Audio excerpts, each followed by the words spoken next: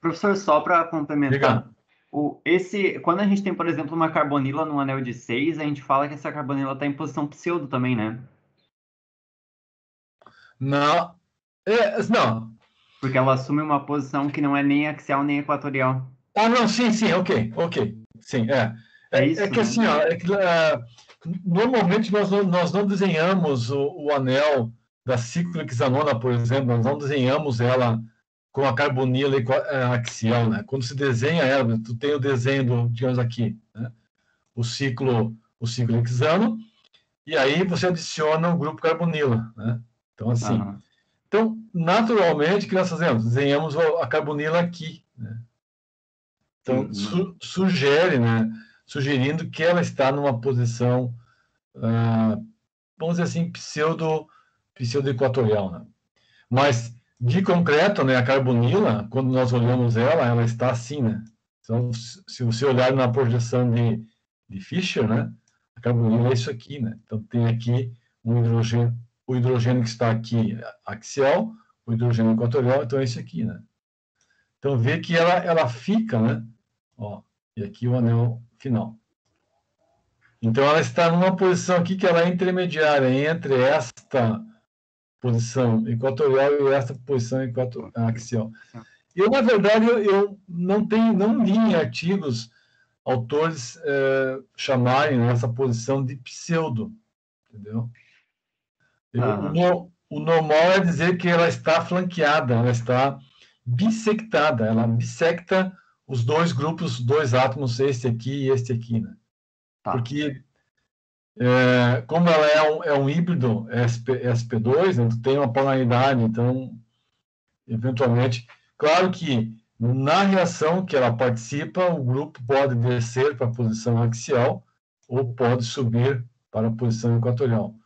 Mas eu não tenho lido, Samuel, autores usando esse termo para a carbonila, né? Até pode ter, né? Mas só que eu não tenho lido. Foi só porque eu fiquei pensando, como tá no meio, né? Não é uma torção É, completa, porque não tem como ela assumir isso.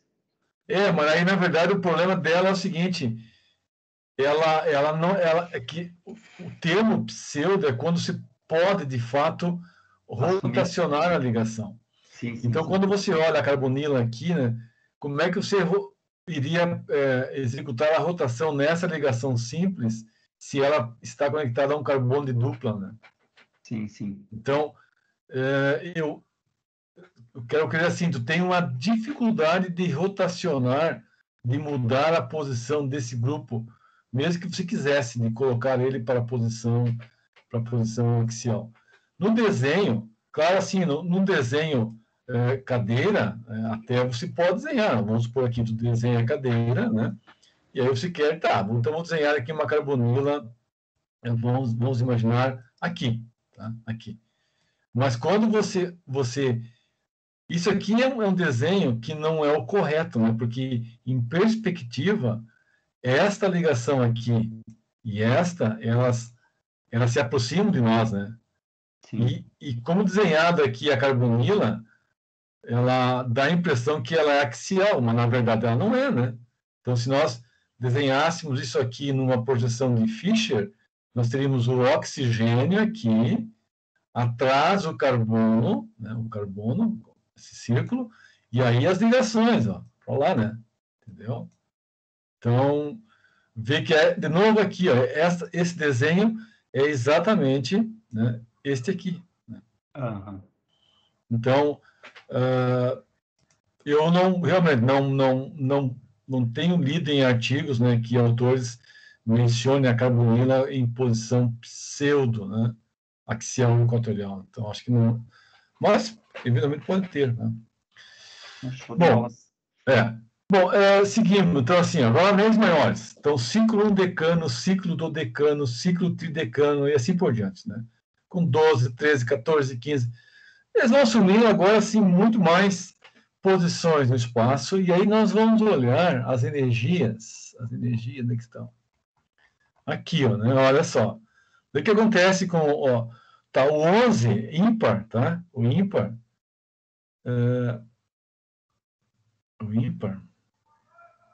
9, deixa eu ver uma coisa aqui, 9. O 12, 13, 14, eles começam a cair, ó. O 12 é 1,4, depois o 13, depois o 14, depois o 15, vê que cai bastante, né? Esses aqui com relação ao do meio aqui. Por quê? Bom, porque agora tu tem, digamos, uma seção transversal do ciclo, que é de um extremo ao outro maior. Quanto maior é o ciclo, maior é o diâmetro dele.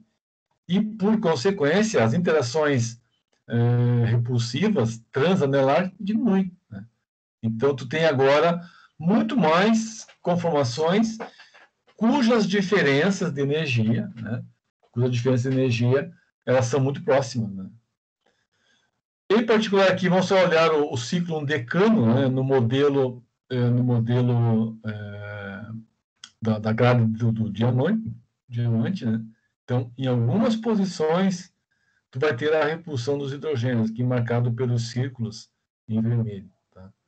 Mas notem que nesses arranjos, né, você já enxerga as conformações em W, por exemplo, aqui, ó, conformação em W, né? Aqui, conformação em W. Aqui é uma mistura de W com coroa, né? Barco. Então, todas elas têm alguma, seja A, B, C ou D, sempre tem alguma repulsãozinha entre os átomos de carbono aqui marcado pela esferinha vermelha. Agora, se nós pegarmos o anel maior, para um ciclo tetradecano, aí não tem jeito, né? O modelinho da grade ele se ajusta bem, por quê? Bom, porque agora os hidrogênios internos eles ficam distantes um do outro, né? Então não haveria nenhuma dificuldade de nós usarmos como modelo a grade, né? A grade do diamante, né? Uma questão assim que é interessante, aí vale para anéis ciclo-alcanos e vale para os alcanos, que é a diferença do comportamento dos compostos pares e ímpares, né? Pares e ímpares. Então, essa diferença ela é importante quando você compara. Por exemplo, para comparar o hexano com o heptano, o ciclo hexano com o ciclo heptano. Então, sempre pega um e o outro. O 8 com 9, o 10 com 11, né? Isso vai dar uma diferença em energia, né? Se nós analisarmos aqui na tabela, né, tu enxerga isso, por exemplo, aqui. Ó. Não os grandes. Nós vamos pegar aqui o 13, ó, o 13 e o 12. 13 e 12. O 10 e o 11. O 10. Aqui o 11 fugiu da linha. Vamos pegar o 9, tá? O 9 e o 10, tá? 9 e 10. Vamos pegar o 7, tá? O 6, tá? 6 e 7. 8 e 9. 8 e 9. E o 10, tá? O 10 e o 11 quebrou a minha regra.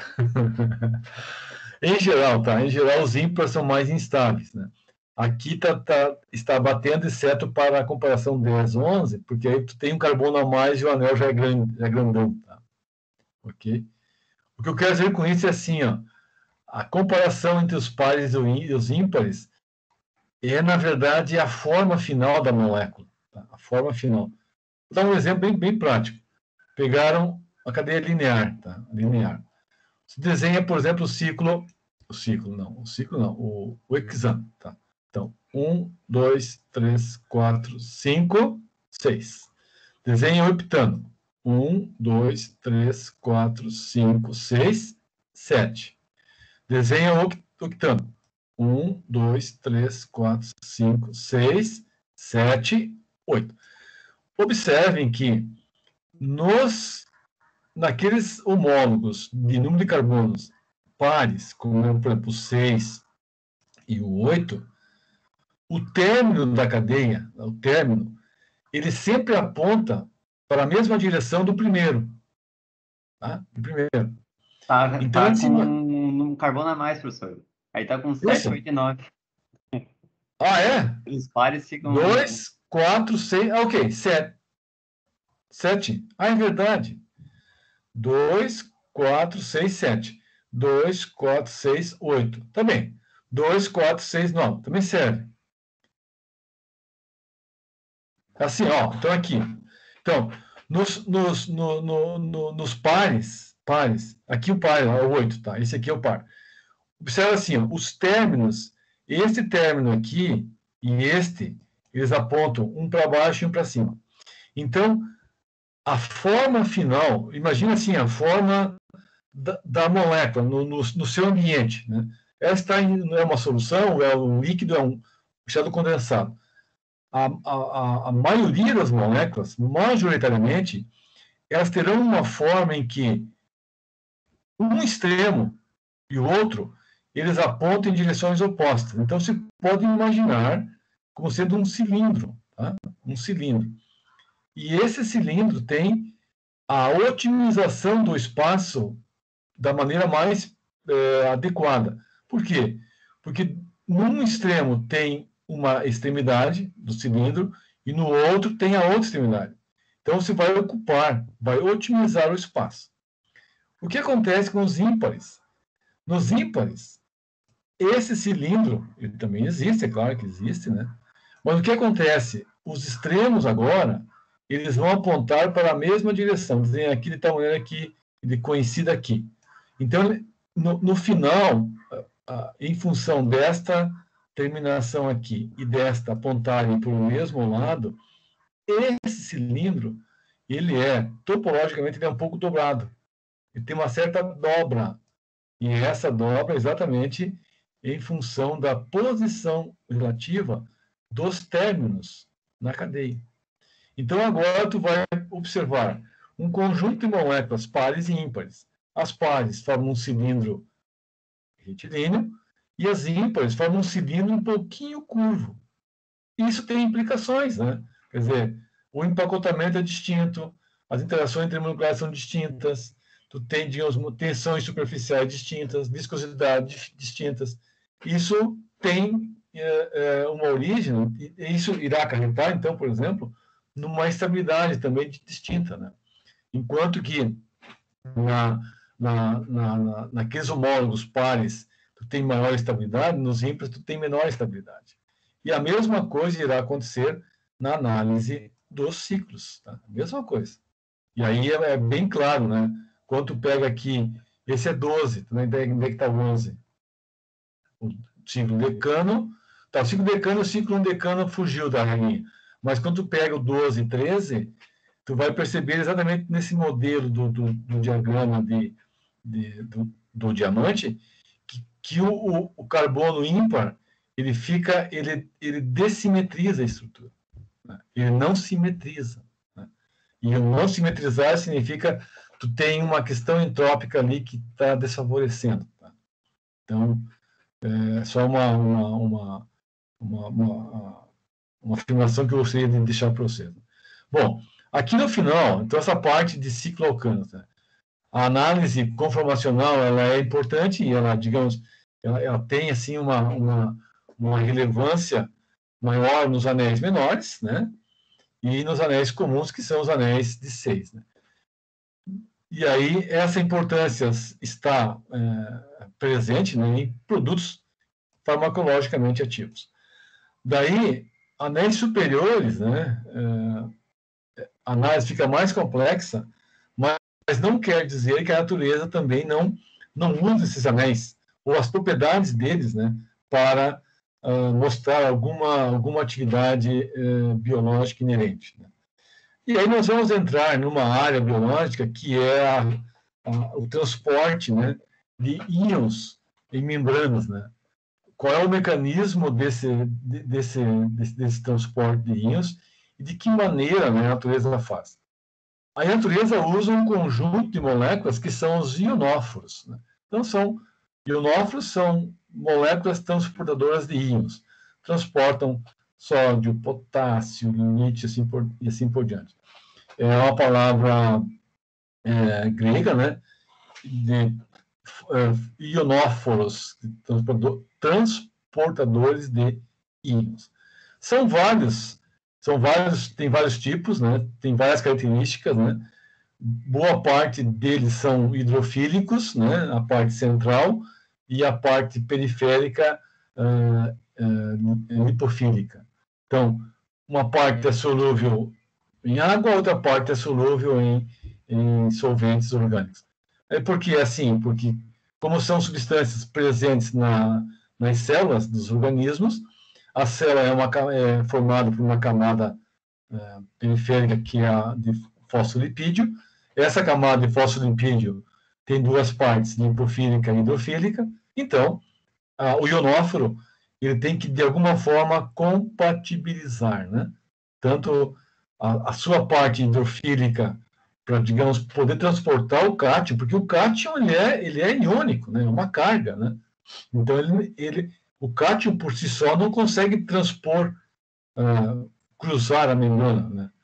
Mas se alguém carrega ele, esse alguém, né, é o veículo, então, que é o ionóforo. Então, esse veículo tem que ter uma parte apolar na periferia, né, para que possa passar pela cadeia dos longos grupos alquílicos. Então, se esse desenho aqui representa a membrana citoplasmática, as bolinhas são a parte polar, né, e as linhas são as cadeias alquílicas, então a parte hidrofílica externa e a parte lipofílica interna. Então, o que faz o ionóforo? É uma estrutura que se insere entre a camada fosfolipídica e aí ela forma um canal. Através desse canal, o cátion se desloca. Então, o canal, a parte interna, a região interna tem que ser bastante hidrofílica e a parte externa bastante lipofílica. Então, nós olhamos algumas estruturas desses ionóferos, né, que podem ser cíclicos ou podem ser lineares, mas que ciclizam.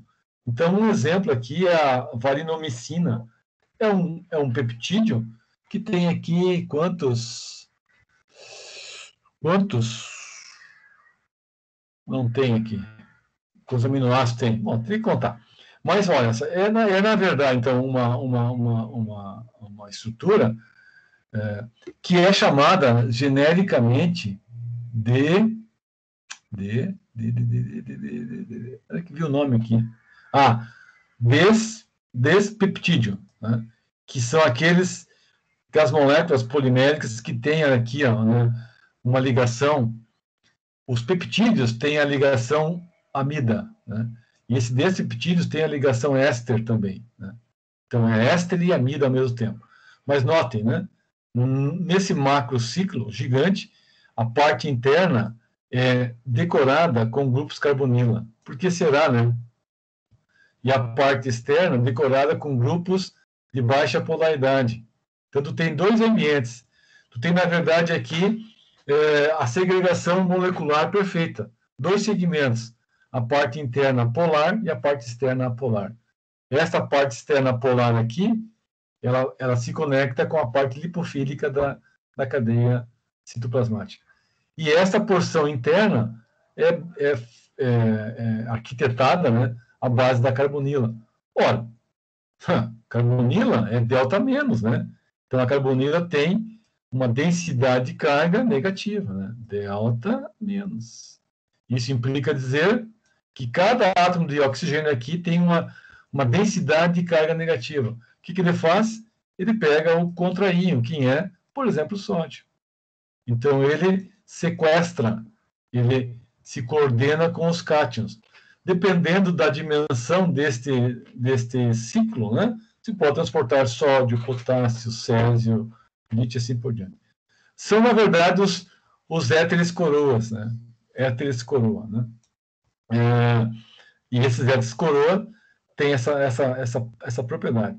E aí eles se inserem na membrana citoplasmática, a inserção se dá, por exemplo, aqui, né? Olha só o que está acontecendo aqui. O anel, o macrociclo, a parte externa ela é lipofílica e a parte interna ela é hidrofílica. O íon está na solução aquosa, que é o sangue aqui, ele se insere nessa cavidade, Então, funciona como um éter coroa. As carbonilas sequestram, né, o cátion, agarram ele, ele sofre um movimento de migração, ele flui, passa pela membrana citoplasmática. Aqui tu tem interações atrativas, porque é a parte lipofílica do ligante e das cadeias, e depois ele sai. A outra forma é assim, né? Ela é ser, né, com esta arquitetura, na forma de um cilindro, de um tubo, né? Aí é importante, nesses casos, é o que acontece, né? É o caso daquelas moléculas que não são cíclicas, como esse caso aqui, né? Este aminoácido, esse polipeptídeo aqui, a gramicina, né? Ela é linear, mas já tem uma sequência fabulosa de aminoácidos, e aí o aminoácido, cada um deles aqui tem um centro de quiralidade, então você já sabe, nós já falamos, né, mas depois vamos explicar por quê. A quiralidade induz a forma helicoidal, então essa molécula, espacialmente, ela vai dobrar espontaneamente, vai formar uma hélice. Então, dependendo do ambiente, tu tem uma hélice dupla, assim, em que os términos são invertidos, né? Então, tu pega uma hélice, faz a hélice, depois você replica a hélice ou inverte, o NC e CN. Então, uma é complementar a outra. Observe que na hélice, tu tem a parte interna da hélice que vai formar o túnel por onde o cátion, né, migra, por onde ele é transportado. E a parte externa dessa hélice contém os grupos residuais. Quais são eles? Os grupos R, né? Que são quais? São aqueles grupos mais alifáticos, ou com um caráter lipofílico maior. Então, esta estrutura, na verdade, ela se insere exatamente na camada fosfolipídica, neste desenho aqui. E aí o que vai acontecer? Por uma diferença de potencial, o cátion migra de um ponto a outro. O que é essa diferença de potencial? É a pressão osmótica, né? Então, a parte externa tem água, a parte interna da célula também tem água, mas elas podem ter um gradiente de íons distintos. E esse gradiente de íons é a bomba osmótica. Então, na verdade, o cátion vai migrar de um lado para o outro à medida que a célula precisa. Esta outra forma é quando tem, então, aqui em solventes orgânicos, né? É um arranjo, né? E aqui na membrana lipídica. Então, na membrana lipídica, parece que daí a sequência de aminoácidos prefere este arranjo aqui, que tem um em cima e outro embaixo. Tá? Então, veja que é muito interessante essa parte de macrociclos, olhando para a natureza. Né? Veja, a natureza, por que ela não usa, né, as moléculas orgânicas desprovidas de qualquer funcionalidade? Né? Por que ela não usa um anel do ciclo octadecano? Porque tu teria lá um anel, né? Ou porque não usa o ciclo decano, ou o octadecano linear, né? Porque simplesmente lá tu tem uma única característica, né? Que é a polaridade, né? Então lá a molécula é apolar, na sua extensão, na sua totalidade, né? Enquanto que aqui, quando você enxerga a hélice terá dois ambientes bem distintos, né? Qual é o ambiente polar? Daquele dos grupos carbonila, das ligações NH. Qual que é o ambiente apolar? Aqueles dos resíduos dos aminoácidos. Então, tu tem aqui uma segregação de novo, né? Então, essa hélice, a alfa ou beta, não importa, né? Ela oferece duas regiões de diferentes polaridades. Então, ela autossegrega, né? Então, uma parte dela permite que o metal possa migrar, e a outra parte ela interage com as cadeias alquílicas da membrana citoplasmática. Tá? Ok? Bom, Vamos dar um exemplo aqui, agora olhando para uma reação, né, usando esse princípio dos anéis superiores. Então, aqui é uma indução assimétrica em que o anel, que tem 13 átomos, é uma macro de lactona, né? Então, tu tem uma lactona, essa parte do éster, né, num ciclo. Então, chama-se lactona aí, essa porção. É uma dilactona, tem um centro aqui, e tem uma ligação dupla. O que os autores estão propondo aqui? É de executar, né, um processo, uma reação nessa ligação dupla, uma reação de adição, em que a face da ligação dupla possa mostrar alguma indução assimétrica em razão do substituinte do carbono. Então, quando nós olhamos do ponto de vista espacial desse macrociclo, a carbonila aqui, né, ela tem uma orientação em relação ao centro, em que a metila, né, ou em vermelho ou em azul, então a metila define a face da carbonila como sendo uma face proquiral. Então esse termo nós vamos também discutir mais tarde. Mas aqui, né, a metila, ela define, então, uma face de proquiralidade. E dependendo do macrociclo, né, se esse macrociclo tem alguma rigidez, né, você pode ter uma indução assimétrica aqui. E isso é o que acontece exatamente nesses casos. Então, o que nós queremos mostrar aqui é que também nesse aspecto de síntese com algum controle de seletividade, é possível em macrociclos, claro, desde que tu tenha alguns elementos eletrônicos presentes, que é o caso aqui das carbonilas, do éster, né? Isso dá uma certa rigidez, e essa rigidez define algum grau de indução. Então, essa indução ela tem uma origem, e essa origem é chamada quiralidade planar. Nós vamos também discutir isso. Tá? Tem a quiralidade do centro, a quiralidade do eixo, e aqui a quiralidade do plano. Tá? Bom, só para lembrar, né, o ciclo octeno, né, na forma plana, ele é aquiral. Né? Mas, claro, na forma plana, ele tem uma repulsão estérica muito grande aqui. O carbono da dupla com esse carbono aqui. Só que esse ciclo octeno, ele se arranja formando dois conformes que, entre eles não são sobreponíveis. Então, a quiralidade aqui é devido a esse plano, que nós chamamos de plano quiral. Tá? E é esse que será usado nessas reações que, eventualmente, possam oferecer algum caráter, né, estéril seletivo. Então, esse é um outro exemplo. É uma reação de metáxise em que você tem a formação do alceno a partir de 2 alcenos, e aí quem que está controlando a quiralidade? É o grupo R presente no substrato. Tá? Bom, aqui apenas para que vocês tenham já para a próxima aula, né? É um artigo do Eusébio Juaristi, né? Ele é um pesquisador do México, em que ele tem uma série de artigos excepcionais de análise conformacional, usando, claro, RMN, próton e carbono, e aí tira os dados de ressonância, e a partir dos dados de ressonância vai tirar os dados de acoplamento e dos sinais dos deslocamentos químicos.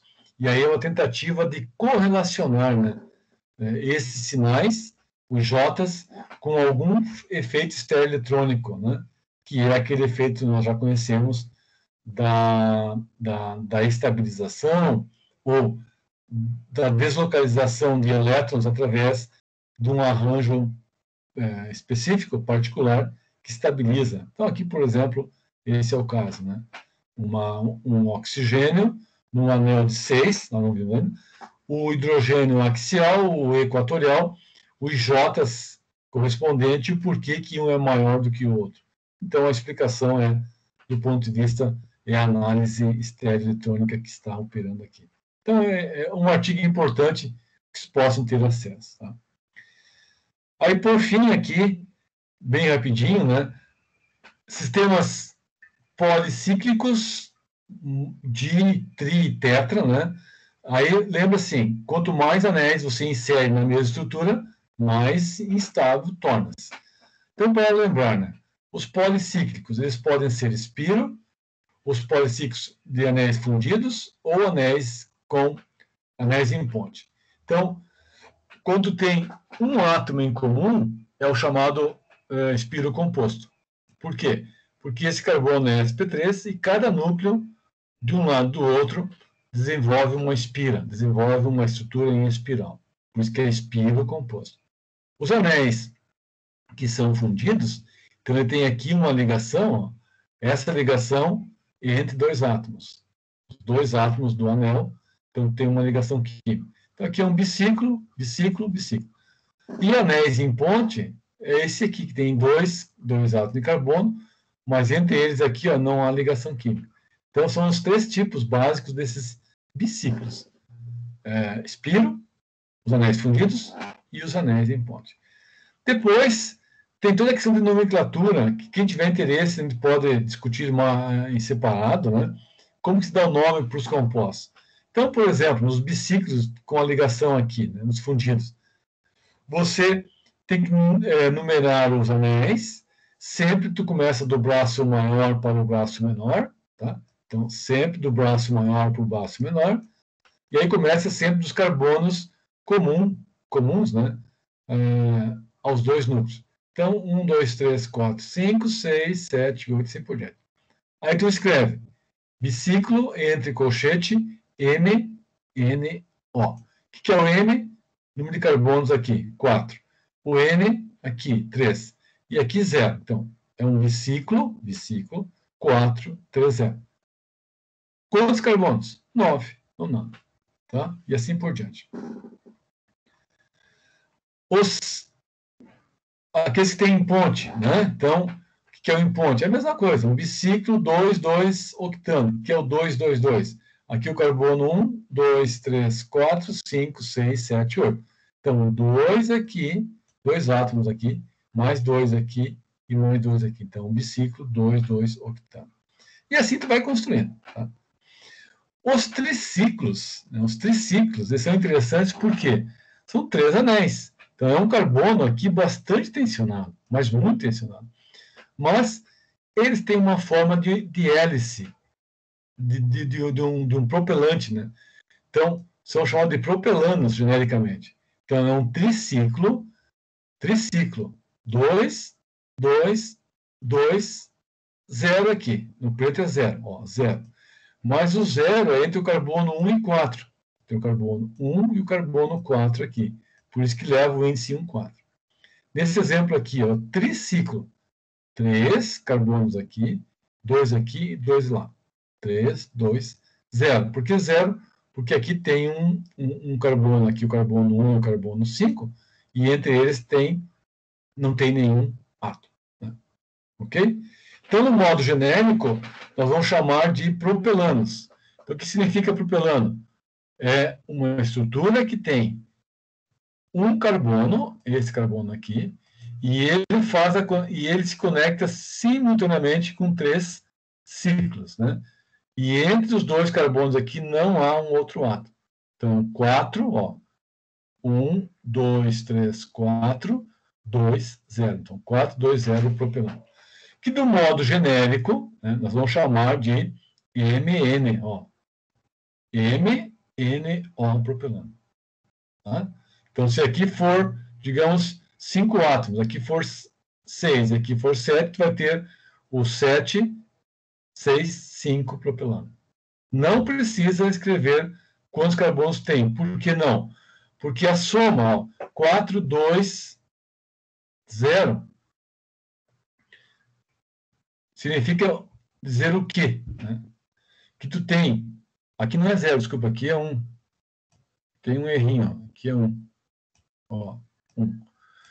Significa dizer que tu tem um anel 4, um anel 2 e um anel 1. E o centro não tem nada. Tá? Ok? Nesse exemplo, 5, 3, 3. Quem é esse composto? Então, tu vai desenhar o seguinte, ó. Tu tem que desenhar um anel que tenha 3 átomos, digamos aqui, 3. Um que tenha mais 3, porque é 3, 3. Vai desenhar isso aqui. E um que tem 5. Então, tu vai puxar, vamos supor, tu vai puxar um aqui que tem... Opa, exagerei um pouquinho aqui no tamanho. Tu vai puxar um que tem aqui 5. 1, 2, 3, 4, 5. Tá? Então, 5 aqui, 3 aqui, 3 aqui, e aqui entre eles, ó, entre eles, não tem nada. Entendido? Ok? Então, aqui tem várias questões para vocês, né? Opa, ficou grande aqui. Sistemas maiores, né? Se você pegar, por exemplo, o cubano, né? O cubano é um pentaciclo, né? E o cubano tem um ponto de fusão, ele é sólido à temperatura ambiente. Sólido à temperatura ambiente, tá? Os espirocompostos, muito interessante, né? A questão da nomenclatura. Então, tu vai usar o termo espiro, 4, 2, 0, 4, 2 e pitano. 4 aqui, 2 aqui, e assim por diante, né? Bom, então são regrinhas que depois podem dar uma olhadinha. É assim, por fim, nas decalinas e a questão da energia desse sistema. Então, as decalinas são sistemas importantes, por quê? Porque existe a cis e a trans. Então, a trans é mais estável e a cis é mais instável. E a origem da estabilidade é as posições relativas dos hidrogênios. Na transdecalina, ela é antiperiplanar. E olha, a cisdecalina, os hidrogênios aqui, eles se voltam para o interior do anel. Então, eu tenho aqui uma repulsão transanelar. Tá? E aí não tem jeito. Então, esta é uma questão importante. Em alcenos, em sistemas especialmente biciclos, essa ligação dupla aqui, que está no carbono cabeça de ponte, ela é muito difícil de existir. Né? Então, existe uma regrinha chamada a regra de Bredt, que diz: uma ligação dupla em carbono cabeça de ponte, ela é instável. Por que é instável? Porque este carbono pertence simultaneamente a 2 ciclos. E esse aqui é apenas um. Então, o que nós queremos desenhar aqui? Um carbono sp2 num plano e o outro carbono sp2 no outro plano. É fazer uma torção. Então, um carbono estaria no plano horizontal e o outro no carbono vertical. E aí não tem jeito, você tensiona isso. Então, a regra de Bragg diz: a ligação dupla num carbono cabeça de ponte, ela não existe em bicíclicos pequenos. Se ela existir, a molécula é muito instável. Por exemplo, aqui, ó, né? Esse aqui é o biciclo 2210. Ele tem esse carbono aqui, então ele é muito instável. Tá? E, por fim, quando nós olhamos os biciclos e os policíclicos, o que acontece com as energias torsionais? Olha só, né? Dependendo do tamanho do ciclo, a energia é gigante. Olha, 59, 56. Né? Se você pegar aqui o cubano, olha só o cubano. Né? O cubano é 143 a energia de tensão. Mas o cubano é um excelente container de energia. Tá? Sólido, fácil de armazenar e tem um calor latente adicional elevadíssimo. Por quê?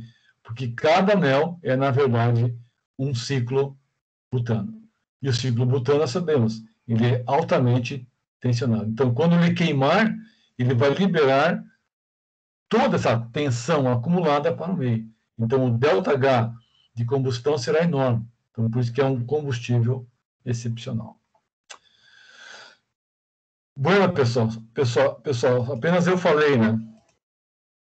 Então, para a próxima aula, nós vamos discutir o ciclo hexano, especificamente ele, e depois vamos entrar na parte da análise configuracional.